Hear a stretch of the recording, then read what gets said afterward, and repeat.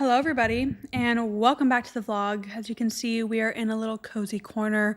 We are going to be answering all of the questions that you asked me surrounding my pregnancy announcement and just what has been going on in my life. You guys are pretty curious. You've been asking questions about fertility stuff, if I'm still going to vlog as a mom, how I'm going to do it, career updates, what's going on with that. And I just thought it would be great to just pop the mic out like I do with my podcast that I will also answer a question about and chat. It's going to be a chit chat. There's not going to be any video overlays. I'm going to keep it simple because I want this video to just go up quickly, number one. And number two, it's just going to be you and I just chatting it up. My hand is going to be gripping this, unfortunately, just because it is going to teeter. So we're just going to try our best here. As you can see, the new doors are in. I got the sliding doors replaced. Let's do a little catch up before we get into it, shall we? If you're new to the vlog, hey, I don't know how you found me, but my name is Veronica Burton. I live in Georgia. I'm a 27-year-old, and I am in my second trimester of my pregnancy. Or am I in my third? I'm not sure. I haven't looked at my app in a while. But nevertheless, I'm entering a new life stage while also bringing in aspects of the old, and I'm excited to talk about it today. And today is just a lot of user submission questions, so we're just going to jump into it.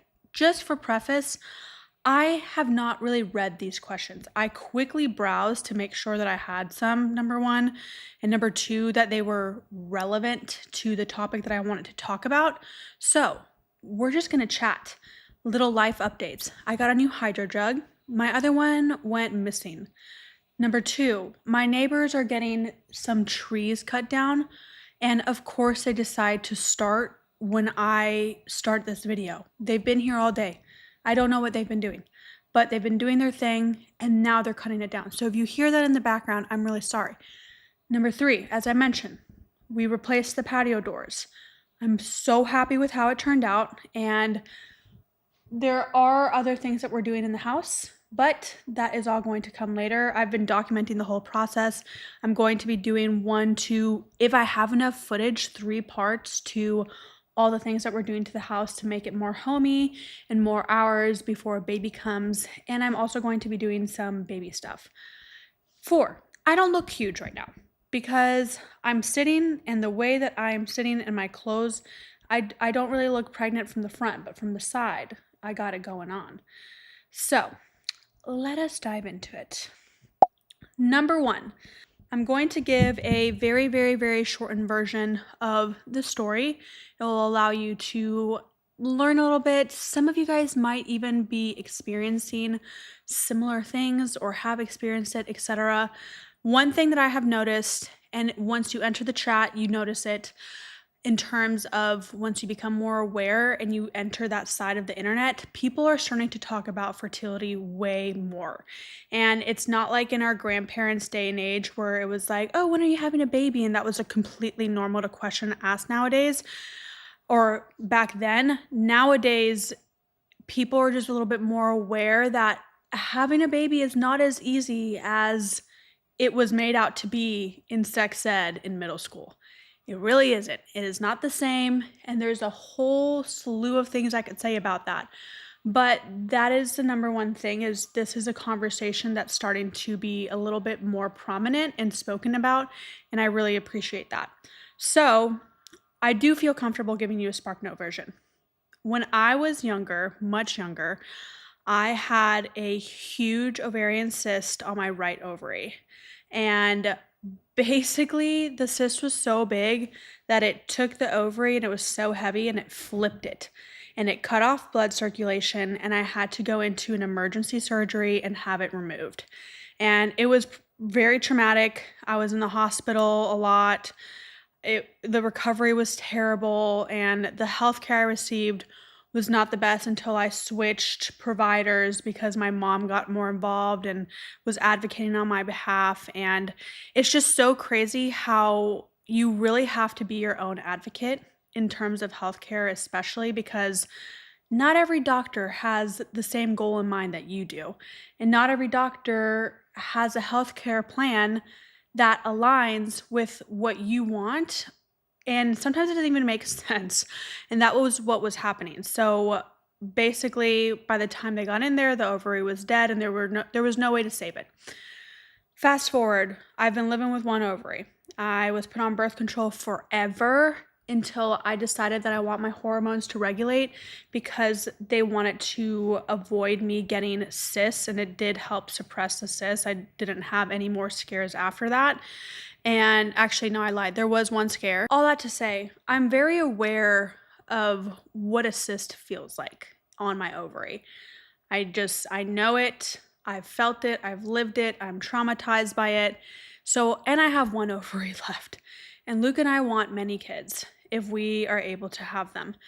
And in March, I woke up, and earlier this year, I woke up and I was like, I have a cyst. I know I have a cyst. And that's something that I spoke to my doctor previously about, and they had a ultrasound on order for me. I went in, got an ultrasound, lo and behold, there's a cyst. It was a decent enough size to be a cause for concern, but not an emergency or like anything close to an emergency, but enough to treat it seriously and quickly. So basically, we started seeing fertility specialists, we started seeing other OBs, we started seeing all kinds of doctors just to get all kinds of opinions, see which one we aligned with, because I'm saying we because Luke is my husband and we want to have a family together, and I wanted him involved in this decision. And ultimately, he lets me make my decisions, obviously. So he is just a really good person to have in my corner. I wanted him involved. So everybody kind of said the same thing of you should try and have one. But if you can't conceive, we need to take this thing out, either robotically, most likely robotically. So we were prepping for that, and if we were to go in robotically and not be able to conceive, we were going to harvest eggs and do IVF, because if anything happened during the surgery and the ovary was harmed beyond repair, we didn't want to not have any backup options if we did want eggs or embryos. We don't know which one we would have gone with. I don't need your opinions on it, but we did want a fallback option should that have been the case. And we wanted to be prepared for the worst case scenario, aka the ovary dying during surgery or after in recovery. So amidst all that, we conceived. And it was, for me, it was a very clear depiction of the Lord was like, this is what I want for you. And like, you should not do the surgery right now. You're going to have a kid. And it was very surreal. As you guys saw in my pregnancy announcement, I was like in shock. I'm a very emotional person, and it's very interesting because I cry at random things that I would usually not cry about before. Like, it's swapped. Things I would cry about, I don't cry about, and things I wouldn't cry about, I cry about now. It's crazy. Hormones. So those were the concerns. It's still a concern because the cyst is still there. So we do have a plan of action. I'm going to keep that private because I don't want to discuss it. And we feel very good about the option that's on the table right now. And I'm very excited for this to eventually be put behind us. But I'm also just so incredibly grateful that we do have a little baby in my tummy and that we were given this gift, because it is truly a gift from God, and I'm just so appreciative of it, and it's gonna rock my world. I already know it. You don't have to tell me, just wait till you don't sleep. I understand as much as I can understand because I'm not a parent yet, but I get it, and I know, like, and I'm ready. I'm as ready as I can be. So that's what I have to say about that. Next, are you still going to do videos when you're a mom?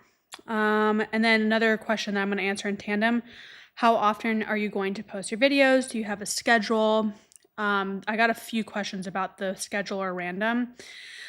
All that to say, Kylie, I know you might be watching this, but I have a best friend, and she is a social media whiz. She is crazy good at social media. in terms of strategically thinking about the audience and serving them best. She's great at that. And she's also the one that introduced me to YouTube and introduced me to this whole world of vlogging. She's the one. She's the one, because I told her what I wanted to do, and she's like, oh, have you ever watched, I think it was Michelle Reed. She's like, have you ever watched Michelle Reed, or have you ever watched Day in the Life vlogs? And I was like, no. She's like, yeah, people are already doing this. And she's the one who pulled me into the world of YouTube. And it was kind of, the want was placed on my heart before I really knew that there was a whole world of vloggers out there. So all that to say, I have finally convinced Kylie to work with me in terms of helping manage me on social media. I don't mean pitch me to brands. I don't mean create the content for me. I mean, she sits down with me and she's like, here are some cool things I've been seeing other creators do. Here's some stuff I think you're really good at. Let's make a schedule, shall we? Like, let's talk about having you be on a schedule, because right now you're kind of going berserk. And so she has helped me be a little bit more consistent on shorts and reels and TikTok. I'm back on TikTok. I'm doing day on the lives. I'm doing my favorites. I'm doing unboxing. I'm doing all kinds of stuff on TikTok. So definitely follow me on there. I do post many, not all, but a lot of them also on Instagram. And I'm very active on my Instagram stories. So go on Instagram, follow me there, TikTok there. I'm going to link them below. And she's helping me be a little bit more scheduled on YouTube for you guys. And I have a lot of content in the arsenal that I'm going to bring forth, and I'm excited for it. But thank you, Kylie, because she's the reason I'm going to have a schedule. My schedule, for sure, Sundays. A lot of you guys are online on Sundays. Some of y'all replied to my last vlog, 2 of you guys, nobody else. Thanks for leaving me high and dry. But some of y'all said Friday. And when I looked at my analytics, my audience is online a lot on Sunday. So I'm going to be posting on Sundays, and I'm going to choose a day of the week. Right now, I'm going to start on Tuesday, see how it goes, and kind of adjust from there. If I'm squeaking, kind of like Toy Story, I'm sorry. You know the penguin on Toy Story? Also, if my stomach does weird noises, I can't help it. I'm not even gonna try to edit it out unless it's really bad, but it is what it is. It's the baby. She's helped me create a schedule. So I am going to do videos. I am going to take a little bit of time to myself with baby once baby comes, and just kind of get adjusted to motherhood, but I am going to be on a regular schedule programming. The reason I thought it was so important to get on that schedule now is because it will allow me to have some sort of structure in my mind already for when I need to film, how long it will take me to edit, and when I need to upload for when I get back into it. I didn't want to start a new schedule postpartum. Like, obviously it's going to change postpartum and I'm going to let it change, but I wanted to have a base point. So another question, I got this a few times. Are you going to continue with your podcast? As some of you guys know, I've left that podcast high and dry. It's like SpongeBob SquarePants movie when it's just a sponge and it's very dehydrated and it's screaming, water. Like, that's literally what my podcast is saying.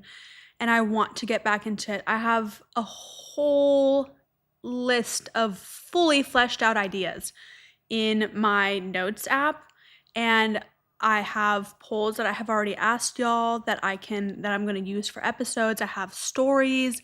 The stories are also coming back, so definitely follow me on Instagram and just pay attention to my YouTube, because I am going to be doing story episodes. Those are super fun. You guys write in anonymous stories and I read them based on a topic, like cringy first dates, or just, it could be anything, any kind of story. So all that to say, yes, the podcast is coming back. I plan on launching after Thanksgiving, and I love a Thursday, so we're going to start on Thursday. Again, the podcast, no one really knows about it. And that allows me to have the ultimate amount of freedom, because I'm going to maybe swap days based on how you guys like it. And I'm also maybe going to rename it. Right now it's going off topic. It might be totally off topic, or it might be another thing entirely. I'm going to discuss it with Kylie and people in my life to just see what the feels are. But I'll talk about that more on the podcast if it ever gets renamed. Anyway, let's go. What are some nursery ideas you have? Girl or boy ideas? Just to make it clear, a lot of people were outraged that I'm not sharing my due date and that I'm not sharing the gender. Number one, this gender is not even being shared with me. Luke and I are surprising ourselves. Like, we are doing a full-on surprise for what the gender of our baby is going to be. When it comes out, we're going to be like, woohoo, that's amazing. We're very excited for that surprise, and we are not going to find out what the gender of our kid is until it is literally born.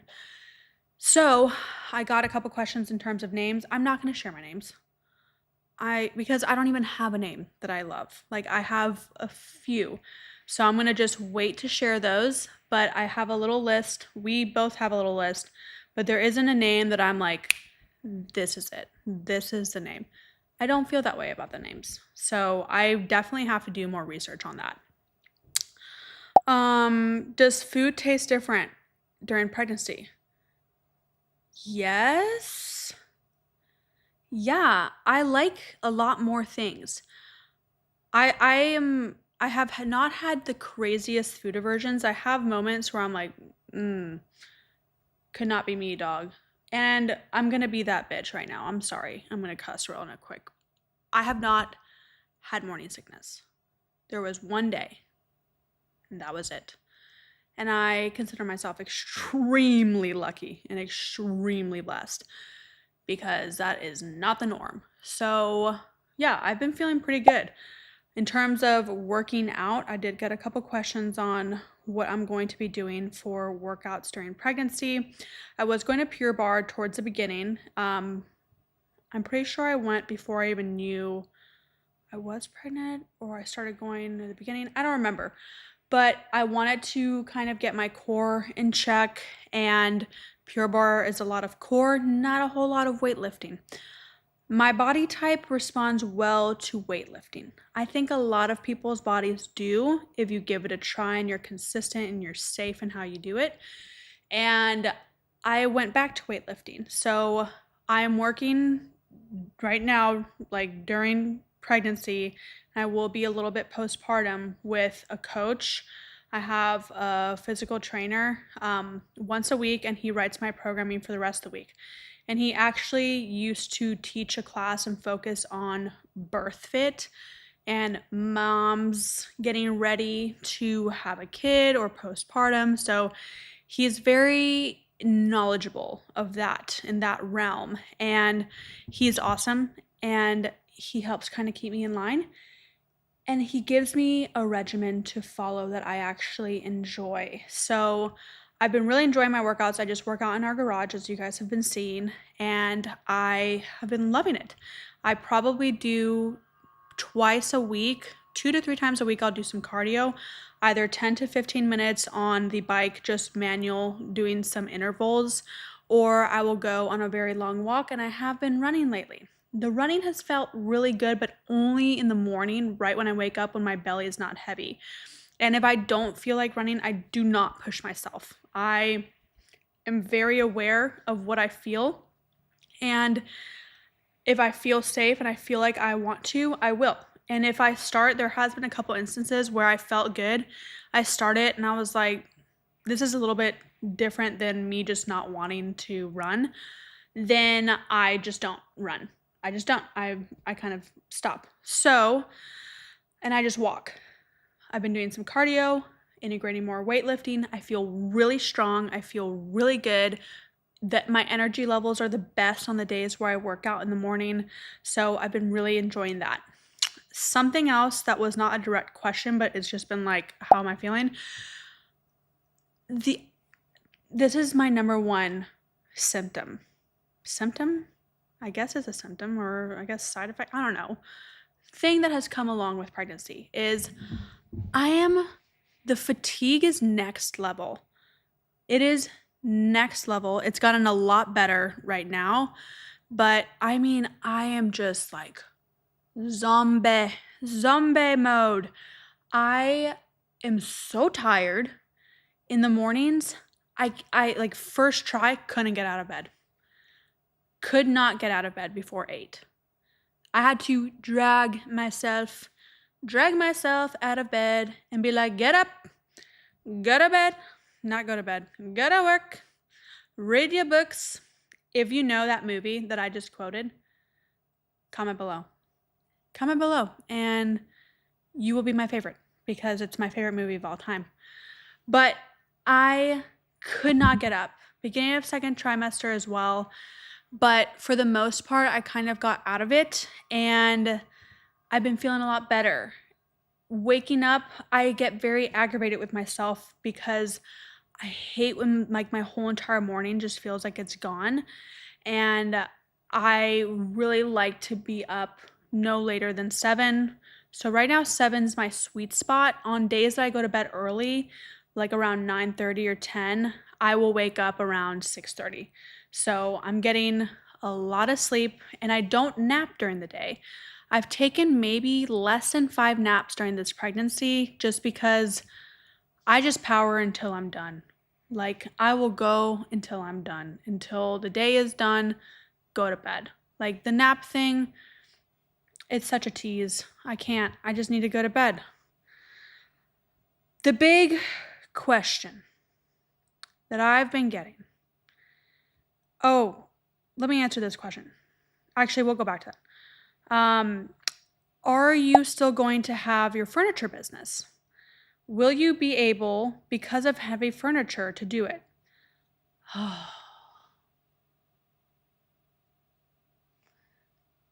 This is the biggest stressor in my life right now. It's not the looming thing of being a mom. It is not the thought of having to completely adjust my social life willingly. It is not the thought of how I'm literally going to go through a crazy birth no matter what. Like, just having a baby is freaking nuts. It's not the thought of postpartum, and it should be. I'm stressed about this dang furniture, like beyond stressed. And I think it's my mind trying to focus on something that I can manipulate because I cannot really control the other things. And the furniture business, I'm going to give you again a SparkNote version of what's been going on. I went through with my accountant and I went through by myself and I looked at my income versus my outcome. I was in most months paying to do furniture. I have not made a lick from my furniture business in terms of profit. I have covered maybe my gas. I've covered my basic expenses like QuickBooks, like my website. That's being generous. I have not made anything off of it. And that is a huge blow to my ego. Humongous pill to swallow. I choked on it for sure because I wanted to make this furniture business work. I wanted to see it be successful, and I tried my darnest. And there was one furniture piece that took 3 men to pick it up and put it in my vehicle, and then it was up to me as to how to move it afterwards. Newsflash, I didn't. I had to find somebody else. But I can't keep doing that anymore. I can't. Not with a newborn. Not with how much I'm making, which is diddly squat. I can't. It doesn't make sense financially. It doesn't make sense in terms of my time.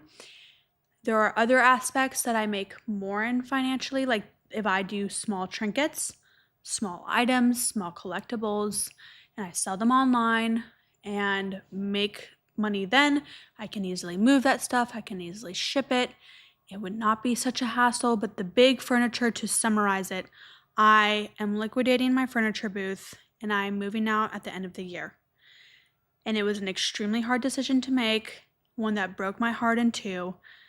But in terms of looking at what my family needs right now and look at what I need mentally to relieve myself and just admit that it was a lesson learned. It was a lesson learned. And I tried. I really did. And lately, the last 2 weeks, I have not tried because the engine has no steam. I'm just running on E, and I'm trying to prep for this baby and be more involved on YouTube and be more involved on social media, and also try to ideate some other things that I've wanted to do, but now that I'm pulling out of the furniture, I might have some more time to do it. There's just a lot. There's a lot that I want to do. And you guys know, I just invested big time in a huge rebrand for my furniture business. And then I decide to pull out of the market. And it's just funny because the Lord works like that. God works like that. And I really felt like this chapter is coming to a close. It's happening, and I have made peace with it. And yeah, I'm going to continue doing small trinkets, small things, and I'm going to maybe open an Etsy. I'm definitely going to be on eBay and kind of get that sold on there. But in terms of big furniture, I'm out. Like, I'm going to be out for a while, and it's hard to sell big furniture because people need to find that exact shape, that exact dimension, the exact style, that exact piece. They have to be looking for it, and you have to have it, and they have to have a way to transport it and put it in their house. And that often is very rarely the case. So I've learned my lesson. LOL, I just thought I was filming and I wasn't. That's terrible. Continuing, I moved you a little bit closer. We can chat more now. I really like this question. How have you been navigating the first few weeks of pregnancy? I'm recently married and I know sometime soon we will start trying. So just wondering all the good, the bad, and the ugly.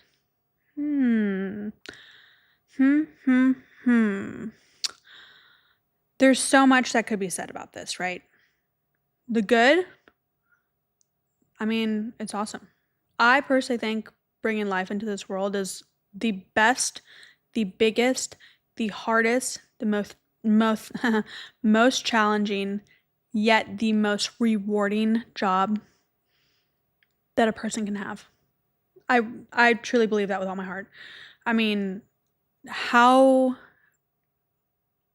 influential is a life? Like a person's life touches so many people's lives. And I really have seen firsthand what good, involved, loving, yet disciplining, I don't know if disciplining is the right word here, but like good parenting does as compared to a disconnected parent, a parent that's absent, a parent that is resentful, etc. Like unfortunately, like every parent has a flaw and I'm going to have one. I already know it and it breaks my heart to know it, but I know I will. But at the same time, I'm going to try my best. And there will be days that I just feel like the world is falling up, just imploding around me or exploding. And there will be really good days. It just is what it is. That's what I've heard from, can you see my belly? That's what I've heard from a lot of my mom friends, from a lot of my family that has kids, etc. Is that there are good days, there are bad days, but there's just days. You make it one day at a time. And I also have not been thinking that much about it. I don't know if that's a good or bad thing, but truly, this just feels very natural. It wasn't a point of we're waiting 3 years until we try to have kids. No, we didn't set rules like that for ourselves. We just said we're just going to wait a little bit. We don't know how long a little bit is. We're just going to wait a little bit because we want to enjoy being married for the first little bit. And then we'll try. And we'll try when it feels right. And it felt right and it happened. And like I mentioned, like it was a miracle that it did. So in terms of the first few weeks, I was in denial. Not because I didn't want this to happen, but because it truly didn't feel real. And I still felt pretty normal. And my body looked pretty similar. I was just feeling bloated, but I didn't really look bloated. The bad was when it started sinking in and I was having identity crisis, like full on identity crisis, bad. I still have those. I'm still going to probably. The two big cries I've had this pregnancy have been about me feeling like a complete and utter failure and like I just don't even deserve to be a mom. Like, and I'm just being completely honest with you. Like that's literally what I've cried about horizontal on my bed, just heaping sobs, just thinking I suck. And that just isn't true. It isn't true. But there are days where I feel worn down or I feel more tired than other days, and I don't give myself the grace of I'm growing a human life inside of me, and my body just did a lot today, and I don't even really realize it because I'm not like telling it, okay, now stick this ear on this side of the face. I'm not, I'm just unaware because it's programmed in our reproductive nature. And it's crazy to me because some days are just really hard as compared to other days. And those are the days where I break and I'm like, I'm losing my mind. And that's been hard because if Luke has a bad day that day too, or a very draining day because he's been working a lot lately,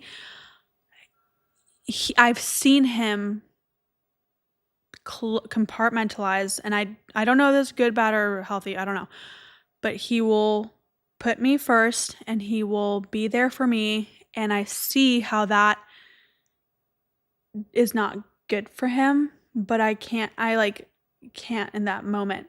So that's something that has been difficult is I want to be a loving and supportive wife, and he is a loving and supportive husband. And when he has nothing left to give, he somehow finds a way to continue giving and being there for me and being supportive. And that's something that I want to learn with, my obvious limitations of I am a little hormonal right now of how do I say this? I want to be a good wife and I want to be a good friend and I want to be a good daughter and I want to be a good person in the people's lives that I am in, and I want to serve them well and I want to love them well. And I do realize that at the same time I have limitations because I'm more tired than usual.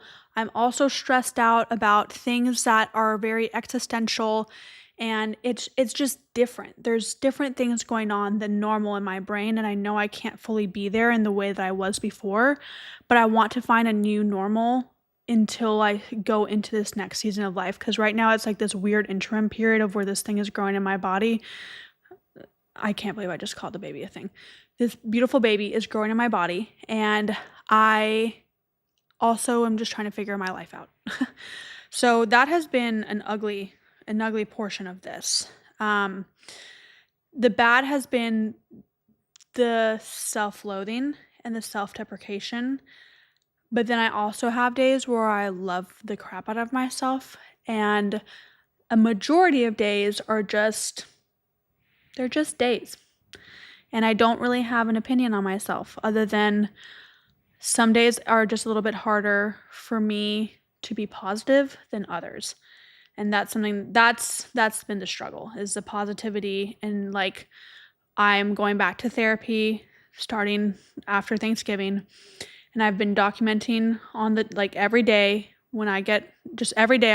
I don't even journal necessarily, because that if I feel like I have to sit down and journal and it takes me a half hour to 45 minutes and I don't have that, and then I'm like, okay, what's the point? So I will sit down and be like, what is stressing me out? I list my things. What is going well? I list my things. What lies are you telling yourself? And I kind of catch myself. So yeah, I hope that helps you. In terms of recently married, I kind of felt the same way when I recently got married. I mean, it's a huge life change. I went through identity crisis of holy cannoli. I am with this person for the rest of my life, and willingly, happily, gratefully with this amazing man.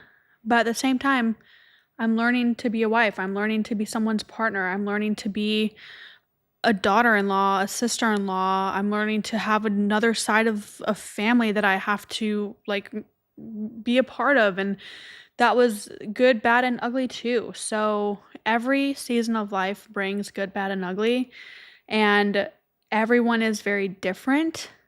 And I don't ever want people to feel like they're different is abnormal and like makes them freaking weird and like they can't talk to anybody. Seek help. Like seek professional guidance, not just your little girl gossip group, because it's going to be like the blind leading the blind. It really will be. It's like that episode of Sex in the City. Carrie's like, why do I need to go to therapy? I have you guys. And Samantha was like, honey, we're just as fucked up as you are. And that just made me laugh so hard because it's like, girls do that. Guys do that too. But like us girls, we have a tendency. We could do that. Anyway, let's do another. This one's a fun question. I didn't expect this question. When you were a kid, did you ever play MASH or similar games where you planned your future? Or did you ever make up life plans in your head? An example, by age X, I'll be living in X and having an X, Y, and Z. How close is your current life to those childhood plans? I find it so interesting how our hopes and goals change over the years. Agreed, sister or brother.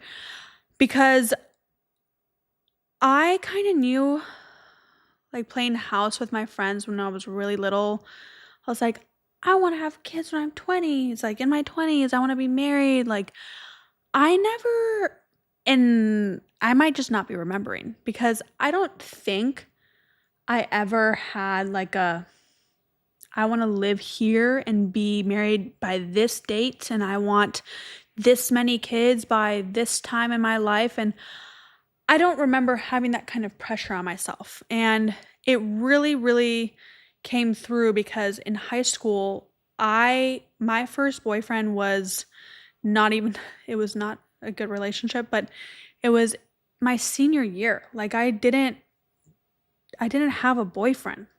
And I mean, I had crushes and I liked people. They didn't like me back. And yeah, I mean, I just didn't have the opportunity to ideate that. And then also some people ideate that through a person that they're serious with at the time. I didn't really have that. So I am glad I didn't because it just kind of let me freeball it. I just freeballed it through college and through life and it got me here. And I'm very, very grateful for that. In terms of children, I know on my heart that I want plenty. I love big families. I've always wanted a big family. And I've seen not only how beautiful having a big family is and hard, very difficult, but very beautiful having a large family while they're young, while they're like teens, and especially when they're adults. If you have a good relationship with them, that's the key word. If you have a good relationship with them, because it's beautiful because they come back and they're like your best friend. That is not always the case. It's not always the case, and it's actually like more rare than like what it actually is. So yeah, I never really had set plans. I just kind of knew. I kind of just knew with my intuition, and I'm pretty sure that was, in my belief, the Holy Spirit just being like, this is kind of what you should expect. So when things happened, I wasn't like, oh my gosh, that's so insane. I mean, obviously, when I got pregnant, I was like, holy cannoli, I'm gonna have a baby. Who would have thought? Who would have thought? I mean, come on, we were trying. What?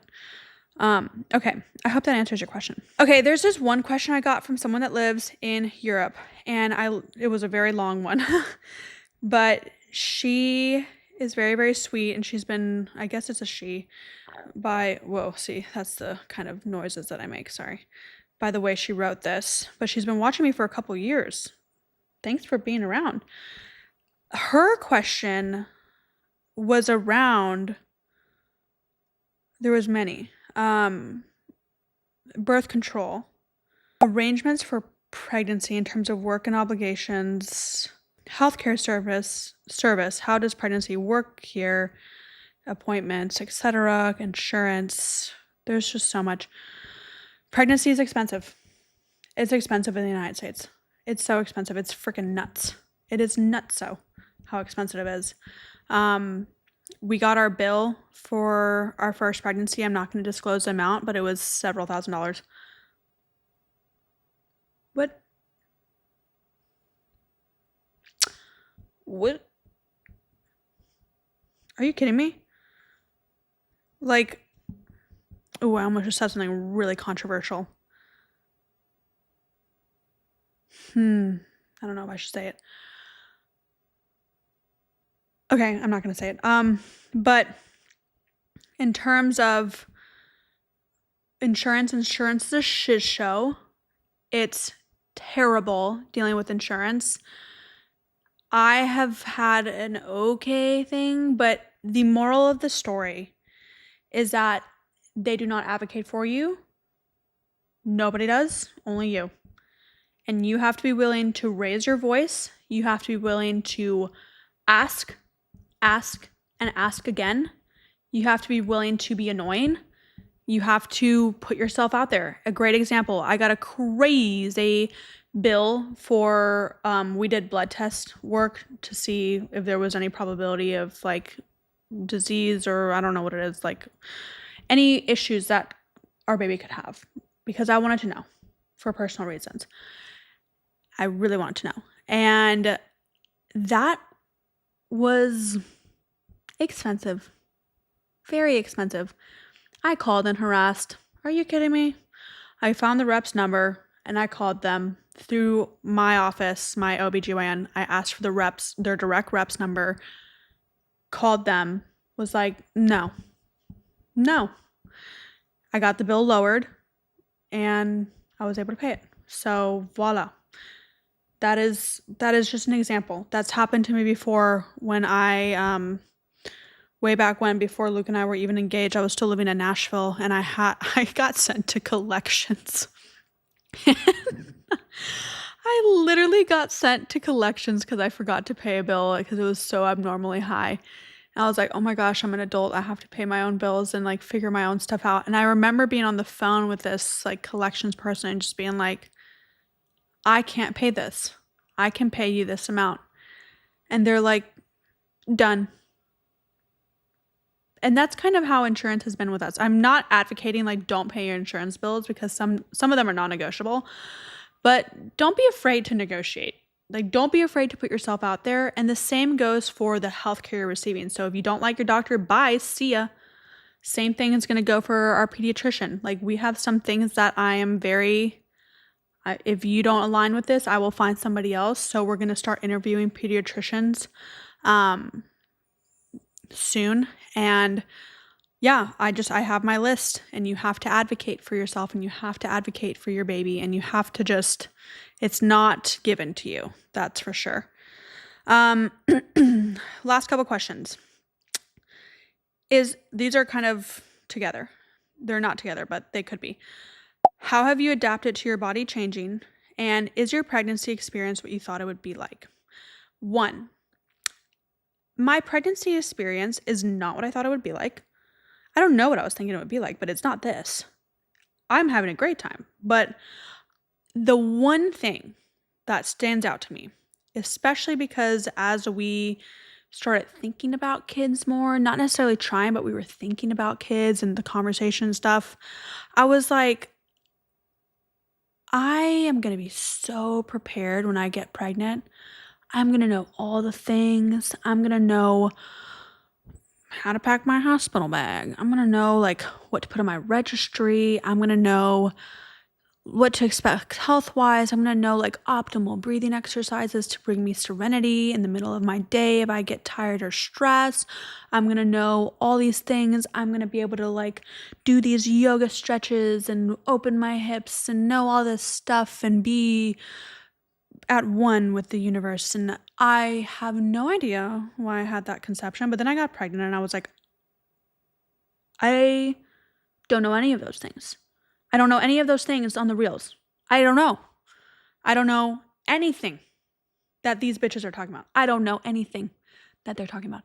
And I was like, do you know? Like to my friends, I was like, do you know? And everyone was like, no, we have no idea what we're doing. So that's kind of that's the gist. You can expect but lower your expectations and just be pleasantly surprised. And don't be so hard on yourself. Like, that's the one thing is sometimes I'm very hard on myself and I've been a lot better at it, but like I can be very hard on myself on the most minute of things. And no, my experience is my experience. It's my experience. No one is going to have an experience like mine. And there's no way I could have foreseen all the things that were going to happen and are going to happen. There's none. And I wouldn't trade my experience for the world. I love it. Like I would not go back and change anything. Oh, sorry. Even though, do I wish that maybe I was a little bit more knowledgeable going into it? Yeah. But no, at the same time, I was like, it was what it was. It was divinely planned, and this is when it was supposed to be. And I'm going to enjoy it for what it is. And it's not what I thought it would be like, but I did, on a majority of days, I have loose expectations of what I expect, and then I'm greatly pleased. How have you adapted to your body changing? Honestly, I've been having a grand old time. Like, I was at dinner with some friends and they were talking about we were all pregnant, and they were like, "Oh my gosh, can you believe how much you gained?" And I was like, I don't know how much I gained. I don't. The first couple weeks I was worried about not gaining enough weight because the first try, I think you're supposed to gain 15 pounds or something. And I was like, oh my gosh, I hope the baby's growing. And I eat healthy-ish. Did I just have a sour strip? Does it have red 40 in it? Yeah. Sorry. I eat healthy-ish. I have snacks. I enjoy myself. I'm not a piggy pig. Although I will say I did projectile vomit because I ate too much at Friendsgiving. I did. Oh, okay. If you get queasy with like any puke stories, maybe skip ahead a little bit. But this is really funny. I have to share. I was I was laying down and I was thinking, I was like, my stomach is feeling a little funky. And like I had my mouth tape on and Luke was asleep with his like sound machine and stuff. And he clunks out way before me. And I was laying there, I was like, I got a cough. I coughed a little, baby barf. Then I was like, holy crap. I'm laying horizontal. I have my mouth tape on. I baby barfed. I was like, I gotta get up. Ran to the bathroom. I had that cough feeling again, and it just came all out. It just came. It was like an eject button. Like, the DVD players when you press eject and it goes, yep, that's what happened. It was an eject. And I feel very large in the evenings because baby is just gravity. I put my belly band on usually at nights and stuff. And like, yeah, it's a whole thing. And I was like, holy shiznits, what's happening right now? Because I didn't feel sick at all. It was truly just relieving a little bit of pressure. And that's how much I ate. So I'll have to say, I work out consistently with how I can with my pregnancy. Maybe the next pregnancy I won't be able to lift. I'll be able to walk or do something. But I work out. I eat pretty healthy. I make good decisions in terms of sleep, rest, etc. Stress. My stress management is decent. It could be better. Could definitely be better. So I don't worry about my weight. And I will say, I don't mean this in a derogatory way to myself, but I saw this picture of me like a few weeks before I got pregnant, or I knew I was pregnant. And I was like, I had abs. And my face was not that round. And I was like, what? I look like a different human being. Because now I think I look gorgina. I'm like, I think I look great. My skin is fly. My skin has never been this nice. I did just spice up my regimen safely, pregnancy safe, right when I conceived, I guess. I love Osea. I've been really loving Osea. But I'm like, is it the Osea or is it the hormones? I don't know. But people that use Osea have great skin typically. So I'm like, okay. I've also been loving the philosophy stuff I've gotten. But anyway, all that to say, I have adapted well to my body changing because I've been filled with grace with it, and the people that I just know I'm trying my best. I know I'm trying my best. That is what has allowed me to adapt, is because I'm proud of the effort I've put in, and I'm proud of what I'm currently capable of and what I have done. And if I was not in the gym 3 to 4 times a week, or I was not walking or running or whatever, and I had limitations physically because I felt so ill or something, and I still did a little something, like whether that's a literal 5-minute walk outside, whatever your body allows. If you feel proud of how you have treated your body and how you have tried, even if you fail, you get back up and you try again, then who the hoot cares how much weight you gain? Who cares? I have friends that gain weight that they don't understand how they gained that weight their 3rd trimester, and they just never lost it postpartum. And they're super fit. They eat super well. And I'm like, that's just the woman's body. Yeah, I've learned you sacrifice a lot in terms of sacrificing what you used to look like for this new little being, because it is extraordinary what we do with our bodies to create new life. So yeah, I've adapted well. You just got to have a little bit of grace, but I hate when people say that to me. I'm like, have a little bit of grace. Like, shut up. Yeah. Okay. So I have adapted well because I don't think about too much, and I know that I'm trying. Okay, I think that's everything. Oh, nursery ideas. Let's finish with a fun one. Nursery ideas you have. I am planning to rotate children out of that nursery. That kid is not going to be in there. No, like I'm not doing more than one nursery. Sorry. It's going to be gender neutral. It's going to be English cottage vibes, meet a little bit of modern flair, meet cute little baby things that they love. I have this light fixture that is like it looks like bubbles. And I just know a little kid is going to look at that at night and just fixate on it. And I'm so excited for that. And the curtains the drapery we got, it's like has English cottage like scenes on it with little animals. Not a lot of animals, but it's like mainly like forest vibes, and there's some animals and some like people walking through the forest. And I just know that like when I was little, I had little scenes on the wallpaper in my room, and I loved that. And I kind of want our kid to have that of like, oh my gosh, like this is like whimsical, this is beautiful, this is just, it gets my brain thinking. And we're going to have art in there as well that matches that, but all very gender neutral.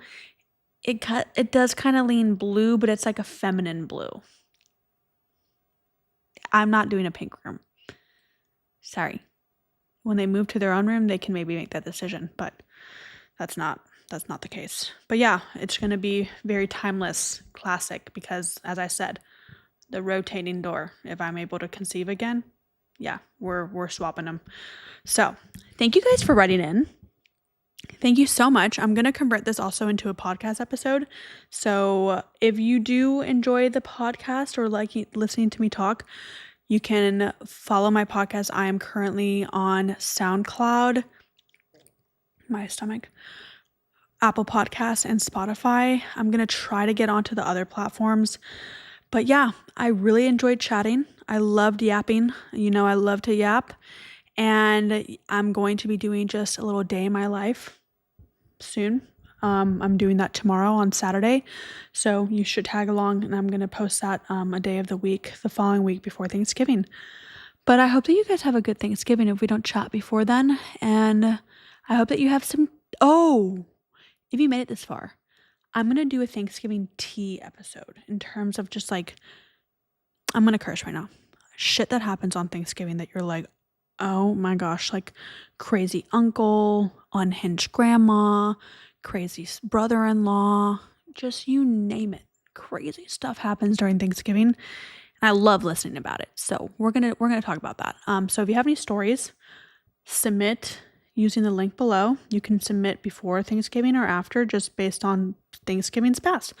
So thanks for being here, and I will talk to you guys in the next vlog. Bye, friends.